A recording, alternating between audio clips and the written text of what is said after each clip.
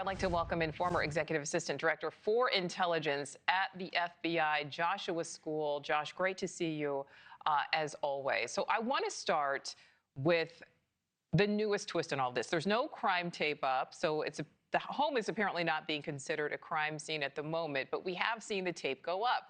We've seen the tape come down. We've seen the tape go back up again, come back down again. So as we take a look at this video from earlier, what do you make of the fact that pool cleaners were at the house today?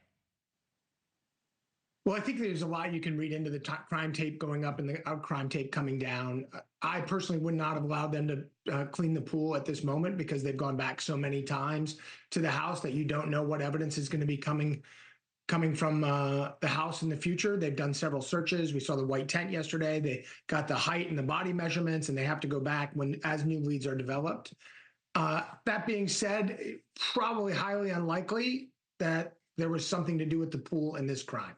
All right, so let's also talk about the fact that there is rain today in Tucson for the first time since all of this unfolded. Talk, Joshua, about the challenges that may create for the investigation, adding, more twist to this when it comes to preserving any kind of evidence that may still be out there. I mean, there are gloves. The sheriff apparently today saying that there are gloves being found all over the place. What could rain do to all of that? Well, rain could inhibit the collection of additional evidence. It could. And as we've seen, law enforcement is expanding the search from a 2-mile radius now, looking to collect anything they can. Likely that is a result of other leads that have come in from video cameras, tips, people, and interviews. So now that they seem to be going down at least one solid track, if they were to find something substantial and it was substantial amount of rain, that evidence, which would be blood or DNA, has a chance of either being eroded or washed away. All right, so Joshua, we're also hearing about this infighting. And earlier today, President Trump commented on it. A reporter asked him that question, this apparent back and forth between the feds and then between local law enforcement. I want to listen to what he said. They took it over originally, it was a local case originally, and they didn't want to let go of it, which is fine. It's up to them. It's really up to the community. But ultimately, when the FBI got involved, I think, progress has been made. All right, Josh, as the former Assistant Director for Intelligence at the FBI, what is going on here? Who should be in charge? Who is in charge? And why are we hearing about this infighting? I mean, the infighting isn't necessarily a new thing, but I don't think it's something that the public tends to hear about. The public doesn't hear about this, and I'm not really sure where the source of the information is coming from.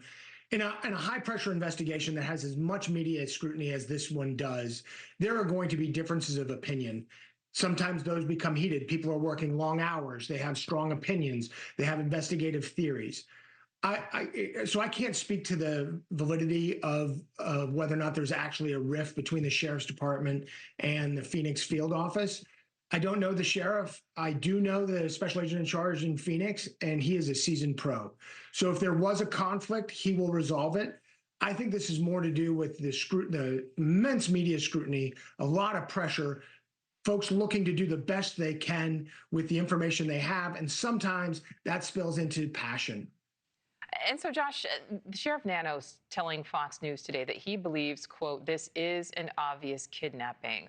The only video that has been released to the public is that surveillance video from when that person wearing a mask, armed with a gun, wearing that backpack, came up to Nancy's front door. We have not seen anything. We don't know if it exists. There are other cameras. We heard that from Brian Enton, but we haven't seen any video of anyone leaving the home. But from your perspective, I mean, Nancy obviously isn't around. It's been 13 days. Right. Is this an obvious kidnapping? I think it's an obvious kidnapping. I think the motive is what everybody's waiting for. I don't think that there's been some theories out there that this is a burglary gone bad. I don't think that's the case. I think this person came with the intent to take her. Again, for what purpose? We don't know. We don't know that whether or not the ransom letters were valid yet. One thing that we are all looking for is that motive and for law enforcement to share relevant information with us. Law enforcement is only going to share relevant information as it helps the investigation. They're also going to keep things very close to the vest to preserve investigative integrity and also prevent the potential suspects from finding out what leads they are following up on and whether or not they're hot on their trail. Thank you for watching. Subscribe below and download our NewsNation app right now on your phone, and you will get fact-based, unbiased news for all Americans.